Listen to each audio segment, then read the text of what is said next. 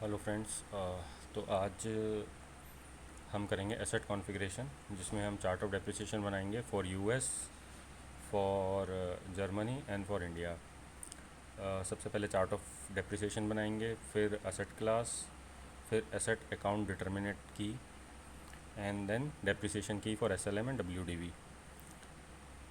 और account assignment हम बाद में करेंगे जब मास्टर डेटा माइग्रेट करेंगे। तो अभी सबसे पहले एसेट कॉन्फ़िगरेशन स्टार्ट करते हैं। तो अब कॉन्फ़िगरेशन स्टार्ट करते हैं। SPRO, IMG, financial accounting new, asset accounting, then organisation structure, copy reference. तो सबसे पहले हम लोग इंडिया के लिए कॉपी करेंगे।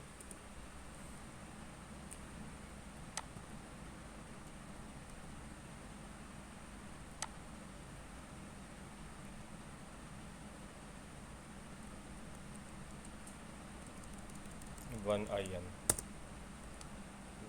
आई एन ये करते हैं हम IN1। ओके करेंगे, यस। तो ये हमारा डेप्रिसिएशन IN1 कॉपी हो गया, 1 IN से। Then specify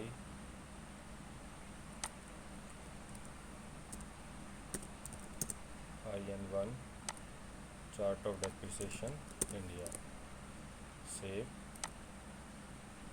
then sample back करते हैं, कॉपी डिलीट IN1। तो जो हमें नहीं चाहिए हम नहीं रखेंगे। इनकम टैक्स हटा देते हैं, कॉस्ट हटा देते हैं, 31 32 रखेंगे। ये इसलिए रखेंगे क्योंकि हम लोगों ने अपना ग्रुप करेंसी और हार्ड करेंसी बना रखी है। तो इसको हम कर देते हैं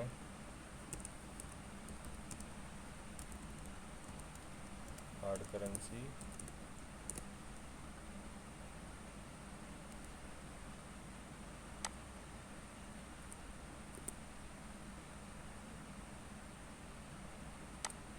डिलीट करना है हमें।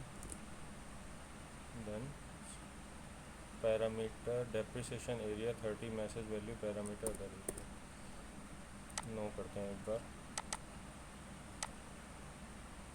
इसमें से हम 15 20 30 41 51 इसको आउट करते हैं, सेव।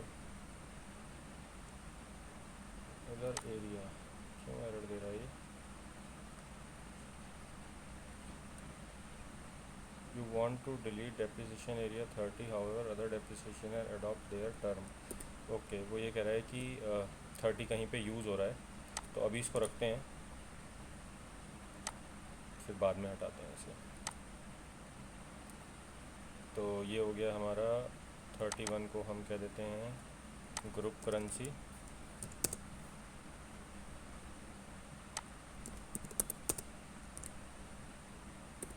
बैक। देन इसको hard currency and save, back.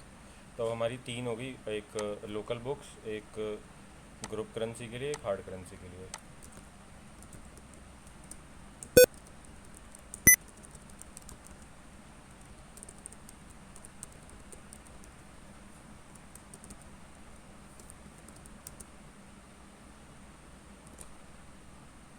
Then save हो गया। अब जो हमें एक काम करना होता है, इसमें बेसिकली हम लोगों को डेप्रिसिएशन एरिया जो बनाए हैं इनको असाइन करना पड़ता है अपने पैरेलल करेंसी में। Then valuation currency, specify the use of parallel currency. तो ये आ गया IN1। तो यहाँ 30 लिखा है इसलिए वो डिलीट नहीं करने दे रहा था, इसको 1 कर देते हैं। देन 30 ग्रुप करेंसी जो हमने at the time of company creation लिया था, एंड 40। Then save. तो हमारे 30 40 असाइन हो गए हैं, बैक। अब हम 30 को डिलीट करेंगे, कॉपी रेफरेंस 30 डिलीट सेव। तो अब ये डिलीट हो गया। तो अब हमारे 3 डेप्रिसिएशन एरिया हैं, बुक डेप्रिसिएशन, ग्रुप करेंसी और हार्ड करेंसी। अब असाइन करते हैं इसको इंडिया पे IN1। इनकंसिस्टेंसी IN1, अब क्यों इनकंसिस्टेंसी आ गई?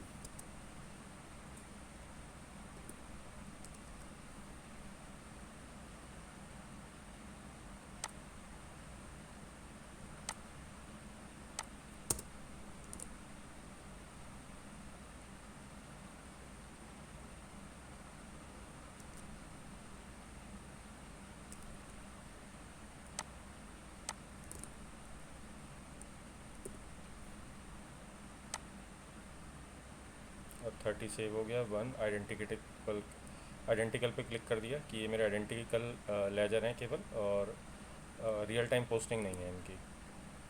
अब असाइन करके देखते हैं एक बार।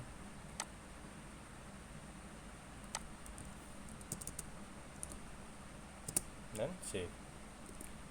अब हम same chart of depreciation copy करेंगे अलग अलग तीनों कंट्री के लिए। कॉपी चार्ट ऑफ डेप्रिसिएशन,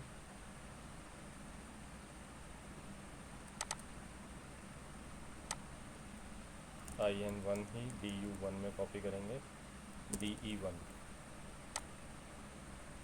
ताकि हमारी जो ग्रुप लेवल की रिपोर्टिंग है वो कंसिस्टेंसी रहे। बाकी जो भी मेथड होते हैं अब वो हम डेप्रिसिएशन की से मैनेज कर सकते हैं। DE1 कॉपी हो गया, बैक करते हैं।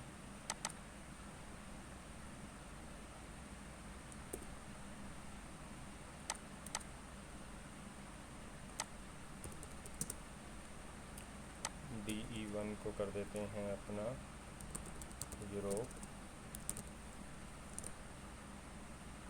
Back, copy delete depreciation area. तो 3 चाहिए थे, तीनों आ गए हमारे। अब सेम कॉपी करेंगे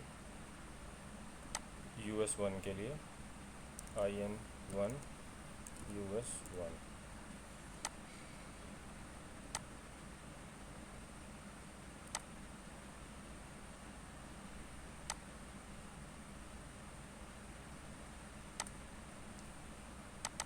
चार्ट ऑफ डेप्रिसिएशन जो होता है वो क्लाइंट लेवल पे होता है, तो हम किसी भी कंपनी को असाइन कर सकते हैं, बट रिक्वायरमेंट अलग अलग कंट्री की इसलिए होती है कि सपोज़ अगर वहाँ पे कोई लॉ चेंज होता है तो वो दूसरे डेप्रिसिएशन एरिया को इम्पेक्ट ना करे।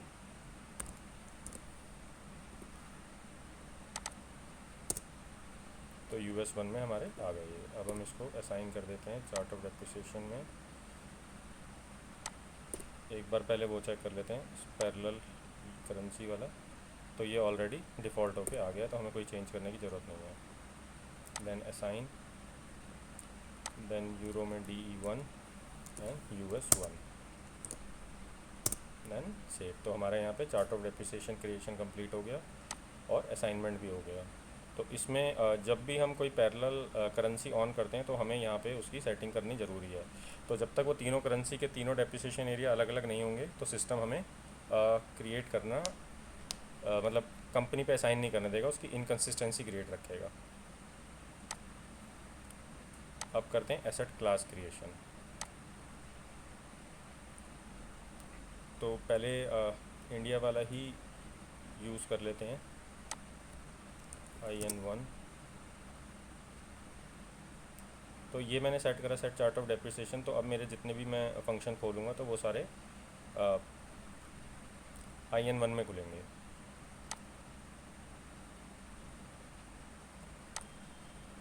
तो स्पेसिफाई अकाउंट डिटर्मिनेशन करते हैं। तो अकाउंट डिटर्मिनेशन में बेसिकली हम चेंजेस न्यू बनाते हैं, IN001 vehicle, IN002 computer, IN003 machinery.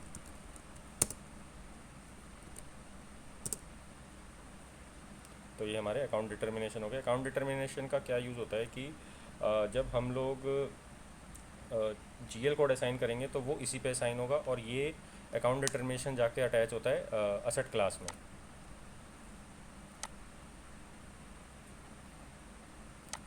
Define asset classes new IN001। उससे पहले नंबर रेंज बनानी पड़ेगी हम लोगों को, क्योंकि यहाँ पे नंबर रेंज देनी होती है।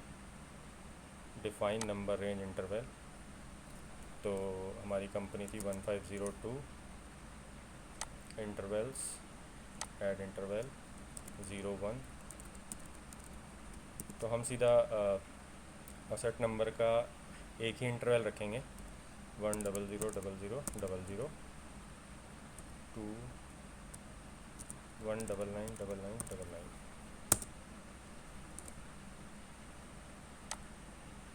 बैक कर देते हैं, तो हम सब में अब 01 असाइन कर देंगे। Define asset classes new IN001 vehicle, account determination IN001, screen layout rule standard ले लेते हैं, screen layout rule general machinery रख लेते हैं सबके लिए, and unit each number in 01 no asset data. जब हम AUC क्रिएट करते हैं तो हमें इसकी ज़रूरत पड़ती है। देन इंक्लूड असेट, तो ये हमारी इन्वेंट्री मेंटेन करेगा असेट की, and manage history and save.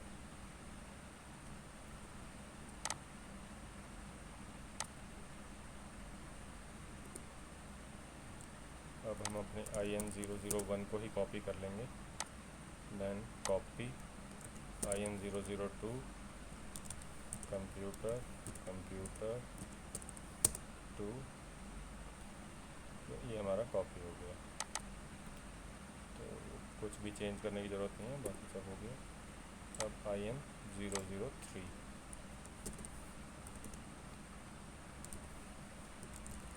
Machinery, ये कॉपी हो गया हमारा।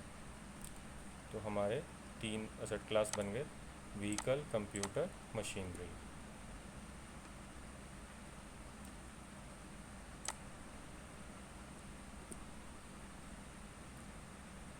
देन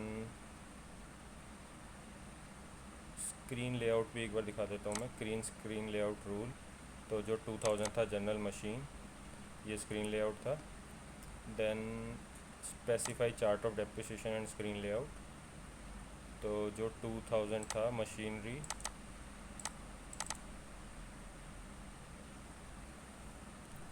ये यहाँ से असाइन कर देते हैं इसको असेट क्लास पे।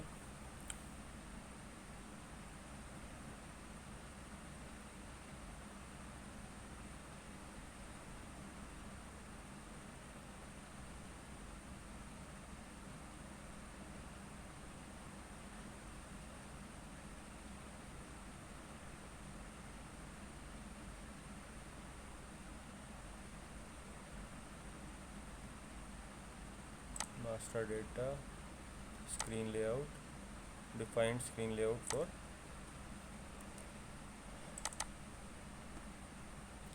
तो यहाँ पे होता है जो 2000 था general machinery, logical field group, general data, field group rule. तो ये यहाँ पे होते हैं कि सपोज़ मुझे डिस्क्रिप्शन 1 रिक्वायर्ड है, मैंडेटरी है, रिक्वायर्ड का मतलब मैंडेटरी, ऑप्शनल का मतलब optional. Then main asset number, then quantity, unit of measurement, account allocation, history indicator. तो इस तरीके से इसको स्क्रीन लेआउट को मेंटेन कर सकते हैं। तो स्क्रीन लेआउट हम स्टैंडर्ड यूज़ कर रहे हैं, तो इसीलिए इसकी कोई ज़रूरत है नहीं। बैक करते हैं, बैक करते हैं।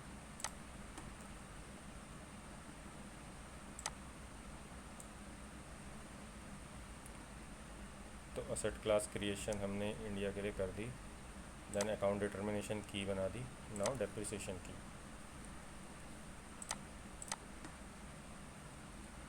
डेप्रिसिएशन वैल्यूएशन मेथड, डेप्रिसिएशन की, कैलकुलेशन मेथड।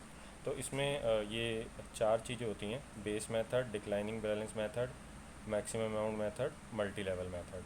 तो मेन मल्टी लेवल मेथड होता है जहाँ पे हम सब चीज़ें लिंक कर देते हैं। तो पहले डिफाइन बेस मेथड दिखाता हूँ। तो बेस मेथड में ये डिसाइड होता है कि हमें परसेंटेज चाहिए या फिर टोटल इमीडिएटली डेप्रिसिएशन चाहिए या यूनिट ऑफ प्रोडक्शन डेप्रिसिएशन चाहिए। तो इस टाइप में ये सारे ऑलरेडी बने हुए हैं। तो किसी पे एक पे डबल क्लिक करते हैं, देन 011 फ्रॉम यूज़फुल लाइफ। तो इसका मतलब ये है कि सिस्टम अपने आप आइडेंटिफाई कर लेगा depreciation of area on the basis of useful life. तो इसमें ये ऑप्शन होते हैं डेप्रिसिएशन मेथड DG। तो इन्हीं से डिसाइड होता है कि क्या परसेंटेज लगेगी कि उसको लाइफ के हिसाब से चलेगा। Then reduce life at financial year end. तो इसमें वो लाइफ रिड्यूस करता रहेगा। अब सपोज़ मैंने कहा कि मेरी असेट कोई 5 ईयर्स की है। अब 5 ईयर्स में सपोज़ मैंने उस पर 10% डेप्रिसिएशन लगाया, लेकिन मैंने वहाँ पे लाइफ नहीं दी। तो वो 10% के हिसाब से उसको करेगा, लेकिन एंड ऑफ द जब उसकी 5 ईयर्स एंड हो जाएंगे तो सपोज़ उस पर कोई वैल्यू बचती है तो वो तब भी डेप्रिसिएशन चार्ज करता रहेगा। अब डेप्रिसिएशन बिलो NB वैल्यू 0। अब सपोज़ मैंने डेप्रिसिएशन चार्ज किया, आपको पता होगा कि डेप्रिसिएशन जो होता है वो नेट बुक वैल्यू को अलग से लेके चलता है और असेट वैल्यू को अलग से लेके चलता है। तो जब नेट बुक वैल्यू 0 हो जाती है तो उसके बाद भी अगर असेट डेप्रिसिएशन चार्ज करना है तो मुझे इस वाले ऑप्शन को यस करना पड़ेगा। देन कर्व का मुझे इतना आइडिया नहीं है, एक बार पढ़ लेते हैं।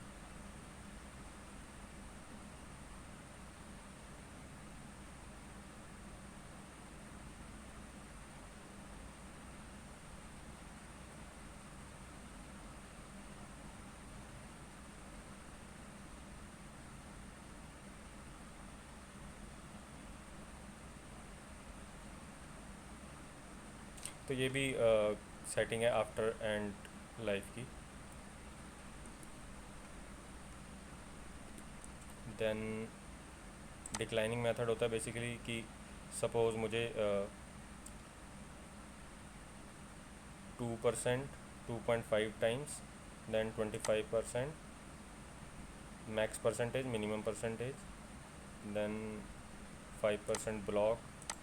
तो ये ब्लॉक की हिसाब से हो जाता है कि 5% के ब्लॉक में ही रहेगा। मोर देन 5% या लेस देन 5% में फॉल करेगा तो वो उसको अलाउ नहीं करेगा डेप्रिसिएशन की को लेने से। तो ये इस टाइप में होता है, मिनिमम परसेंटेज, मैक्सिमम परसेंटेज। और this is a declining factor कि वो उसको डिक्लाइन करता चलेगा।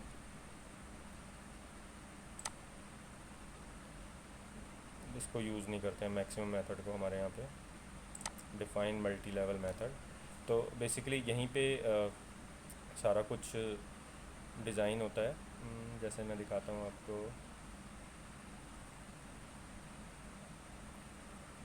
11 लेते हैं, 10% लेवल। अब इसमें इसमें परसेंटेज लगी हुई है, दैट इज़ डिक्लाइनिंग मेथड। तो उन्होंने कहा कि 999 ईयर्स चलता है इसमें, 999, then periodically 12, then base level का मतलब होता है कि वो किस पे लगाएगा। तो 02 का मतलब है half of the acquisition value, but generally हम लोग जो यूज़ करते हैं वो 24 यूज़ करते हैं net book value.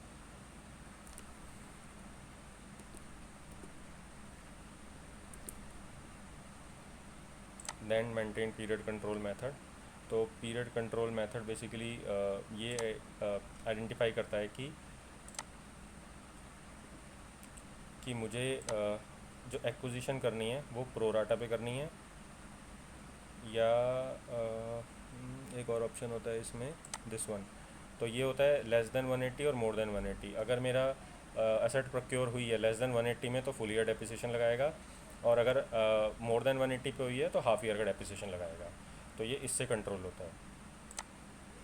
Then addition, retirement और ट्रांसफ़र।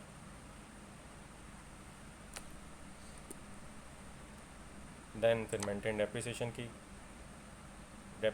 की में एक इसमें स्टैंडर्ड आती है linear, that is a straight line method, this one, to book value 0। तो इसमें देखते हैं असाइनमेंट कैलकुलेशन। तो कैलकुलेशन इसमें लगाई है बेस मेथड 11। 11 क्या है हमारा, ordinary depreciation from useful life. तो हम इसमें यूज़फुल लाइफ डालेंगे। देन डिक्लाइनिंग मेथड भी दिया है इसमें, तो 0 दिया होगा जरूर। डिक्लाइनिंग मेथड 0 0 तो कुछ भी नहीं है। Then production control, production control sorry period control, इसमें 2 लिया है, 04 06 02। तो 04 वहाँ पे दिखाया था मैंने प्रो 180 वाला। देन मल्टी लेवल जो 0%, क्योंकि इसमें परसेंटेज नहीं देंगे, लाइफ देंगे। तो एक बार मैं मल्टी लेवल आपको दिखाता हूँ इसका 0%। Define multi level 0% from ordinary depreciation level. इसमें बेस वैल्यू दे रखी है, परसेंटेज नहीं दे रखी, रिमेनिंग लाइफ से कैलकुलेट करेगा वो। तो यहाँ पे लाइफ डालनी पड़ेगी हम लोगों को। तो अब क्रिएट करते हैं अपना एक SLM और एक WDV मेथड। तो डिफाइन बेस मेथड तो ऑलरेडी है, डिक्लाइनिंग मेथड की ज़रूरत नहीं है। सबसे पहले पीरियड कंट्रोल 001 ले लेते हैं, प्रोराटा वाला यूज़ करेंगे हम। प्रोराटा स्टार्ट डेट और 180 वाला भी ऑलरेडी क्रिएटेड है,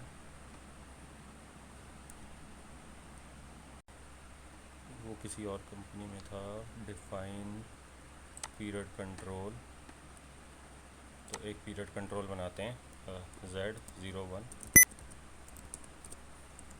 180 04 04 02 02। तो इसमें हम लोगों ने लिया है acquisition 4 first year convention and half year start date. तो इसमें लेस देन 180 होगा तो सिस्टम फुल डेप्रिसिएशन लगाएगा, और ग्रेटर देन 180 होगा तो हाफ डेप्रिसिएशन लगाएगा। तो यही एक्विजिशन में लिया है, यही एडिशन में लिया है। रिटायरमेंट और ट्रांसफ़र में प्रोराटा लिया है, pro rata to mid of the period. Save करते हैं बैक। देन डेप्रिसिएशन की बनाने से पहले हमें एक मल्टी लेवल मेथड बनाना पड़ेगा। तो एक SLM का बना लेते हैं।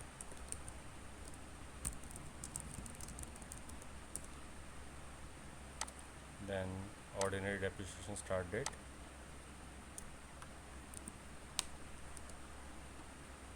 देन लेवल स्ट्रेट लाइन है तो हमें इसको कैपिटलाइजेशन डेट से लेना पड़ेगा। Level new entry 999999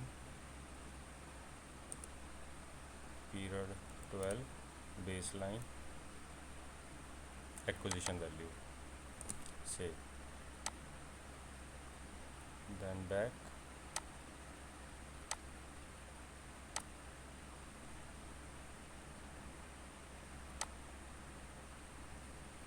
then WDV के लिए मेंटेन करते हैं new method WDV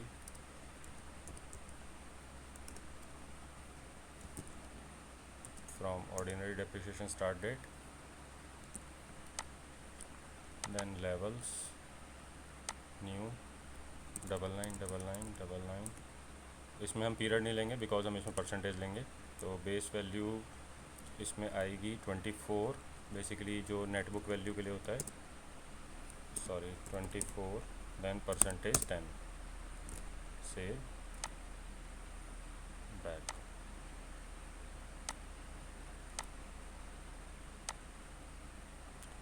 then depreciation की मेंटेन करेंगे न्यू एंट्री WDV 10%। यहाँ कुछ भी नहीं देना,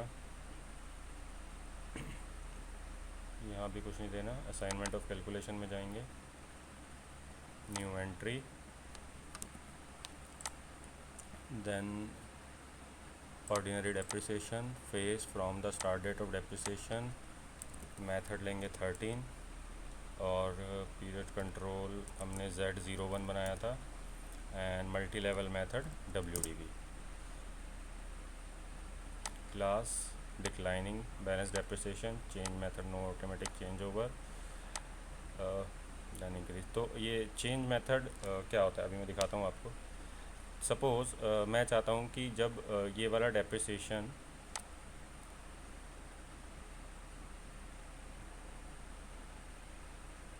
दिस वन, जैसे मान लीजिए मेरी लाइफ की वो सॉरी असेट की यूज़फुल लाइफ ख़त्म हो गई, तो उसके बाद चेंज हो जाना चाहिए मेथड, तो ये उसके लिए होता है। तो जनरली ये नो रखते हैं, सेव, बैक करते हैं, तो ये हमारा बन के आ गया बैक। इसके बाद सर्च करेंगे WDV और इसको एक्टिव कर देंगे, एक्टिवेट हो गया। न्यू एंट्री SLM कुछ भी नहीं करना है इसमें। देन इसमें new entry ordinary depreciation from start date of depreciation 11 लेंगे इसमें।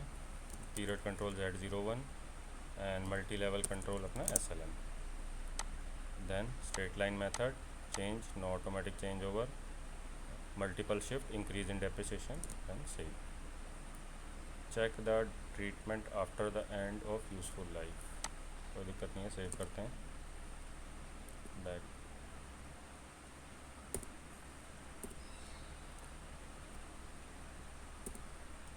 तो ये हमारी SLM और WDV की डेप्रिसिएशन की बन गई है।